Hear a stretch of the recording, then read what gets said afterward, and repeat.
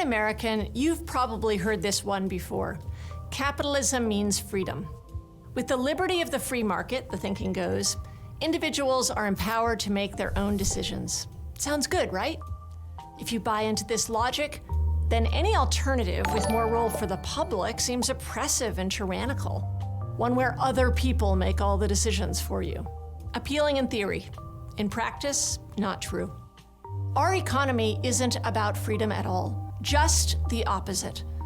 American capitalism today is defined by an overwhelming lack of freedom for the vast majority of people and incredible dictatorial power for a few people at the very top.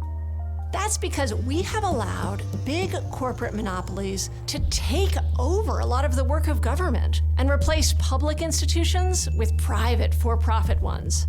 They have gobbled up small and medium-sized businesses so they can set all the terms. You hear a lot about the freedom to choose, but what does that freedom really mean? Maybe in a second. Sure, we can choose between different eyeglass companies until we learn they're all owned by the same company behind the scenes. You always notice, Chad, that the freedom of choice only applies to unfettered consumerism, right? Unfettered consumerism. Consume as much as your heart and your wallet desires. And in some cases, as much as your credit card limit allows. That is the only semblance of freedom that we have, right? And we conflate this all the time when it comes to freedom within our own decisions of work, what work we choose, our employment. How often do we get the job, the dream job that we apply for? How often are we in control of a job that we want? It's not employers. In most cases, it's not employers tending to you or catering to you or giving you that bomb employment package to try to get you as an employee. Oh no. In fact, it's the exact opposite. You are but you are competing against a pool of applicants to prove that you are the best candidate. You are the one who might be potentially making negotiations for pay. You are the one who might be trying to talk yourself into accepting the job, right? Even though it does not meet your own standards of what you would like to do as far as work or employment goes, right? We rarely have the option to choose what jobs we would like to have. We just take whatever is available. That's something that I just wanted to bear in mind real quick. Let's go back to the myth of choice. We can choose between Budweiser, Skoll, or Beck's beer, but they're all owned by the same company too. And when it comes to work, where most people spend most of their time, people don't have much freedom at all. Despite claims that workers freely enter into a contract to sell their labor, there's no free choice between working and not working.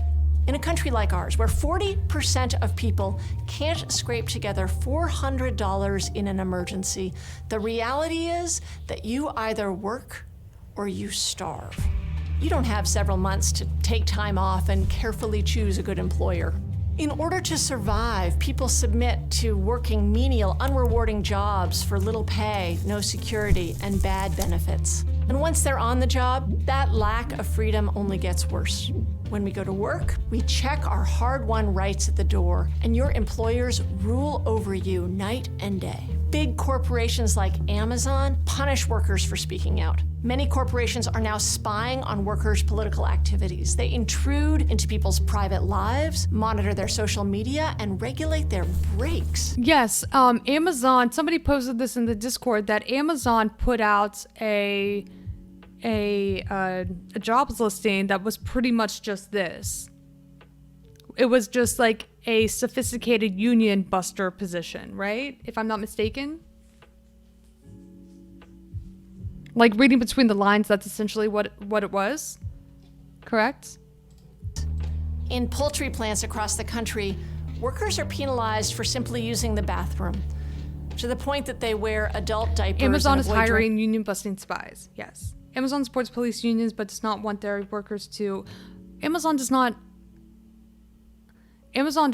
want unions because that would be bad for business. Their bottom line is to increase profits as much as possible. If workers started to collectively bargain for higher wages or better benefits, then that would absolutely hurt Amazon's bottom line. So of course, to take a proactive measure against the unionization of Amazon workers, even though this is 100% illegal based on the Labor Relations Act, this is you're in clear violations of those provisions under the Labor Relations Act. It's not going to stop Jeff Bezos and any CEO or president of a major corporation to fight back against the possibility of organizing a labor union within the company, because it's in their best interest to do that, to fight back, to bust a union from a proactive perspective.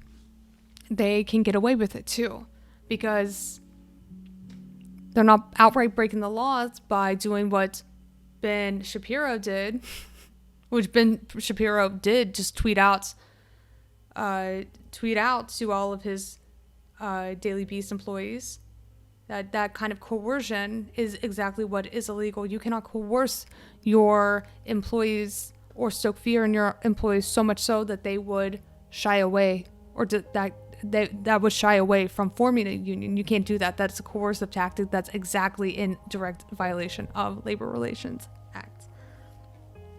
It doesn't mean that they don't try though. That's the point. Did that protest make any waves? Sorry, chat. I'm getting lost in the sauce, and I do need to stretch my leggies. I need to be better about taking a break before my brain gets the best of me. Walmart is the same. If workers get together, they get fired. It's illegal. That's the whole thing. I don't understand how there's not more class action lawsuits against these mega corporations, right?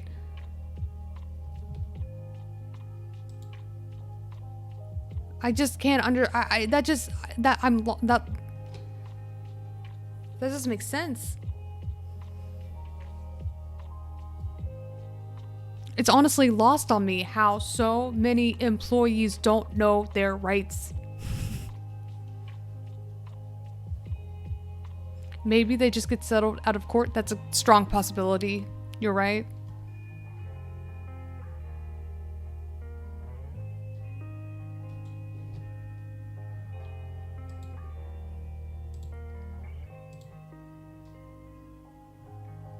And most workers do not know their rights. That is a problem. Anyway, we are getting lost in the sauce. Drinking water so as to keep working. That's not freedom. And when the boss decides to fire you, there's no due process. Like a feudal lord, he can fire and punish workers at will. In practice, American workplaces are like private governments, where the freedoms we associate with democracy don't exist. When we clock in, we become subjects, not citizens.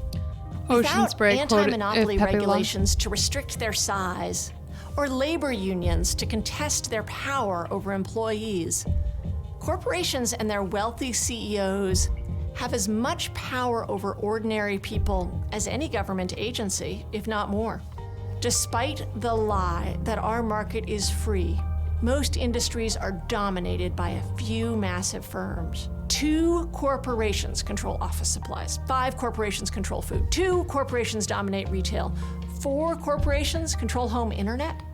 1 corporation dominates books. Instead of free competition, the status quo is monopoly control. Huge corporations set the terms and manage the economy from their perch at the top of the market, deciding who succeeds and who fails. When Facebook decides to promote a political agenda to benefit itself, who can stop them? When Amazon decides it doesn't like a particular book, that book can vanish from the place most everyone buys books. When Pfizer decides to raise insulin prices ahead of a shareholders meeting, it's done, and people die as a result. Every day, decisions that affect millions of people are made not by everyone in a democratic manner, but by unelected people who have profits and not the well-being of others in mind. That's the problem at the heart of our system. Elected officials are always expressing concern about government intrusion into our private lives. But they're happy to let corporations take advantage of us in ways that would be unconstitutional for any democratic government. The hard truth is that despite what you hear, the modern American economy is not about the freedom to choose. In job markets where you either get a job or you die, in workplaces where the boss is king, and in marketplaces dominated by huge abusive monopolies, you don't have much of a choice at all. I'm Zephyr Teachout, professor of law at Fordham Law School for the Gravel Institute. Thank you for watching this video. If you believe in our mission, please consider becoming a patron of the Institute or making a one-time contribution.